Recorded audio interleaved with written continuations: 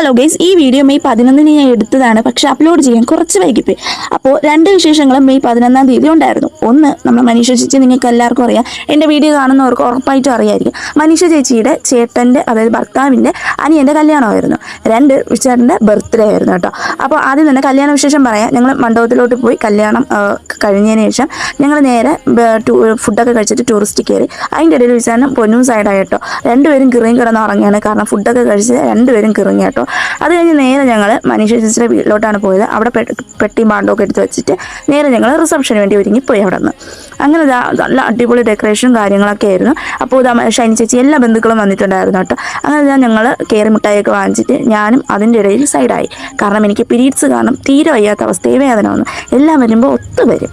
അങ്ങനെ ഞങ്ങൾ പൂവാറുന്ന ബസ് കയറി നേരെ കാട്ടാക്കട വന്നിട്ട് കാട്ടാക്കടയിൽ നിന്ന് ബസ് കയറി നേരെ വീട്ടിൽ വന്നപ്പോൾ ഉണ്ണിച്ചേട്ടൻ കേക്ക് വാങ്ങിച്ചിട്ടുണ്ട്. അങ്ങനെ ചേട്ടൻ കേക്കൊക്കെ മുറിച്ചു. അപ്പോൾ ഇത്രയുള്ള വീഡിയോ ഇഷ്ടപ്പെട്ടു. സബ്സ്ക്രൈബ്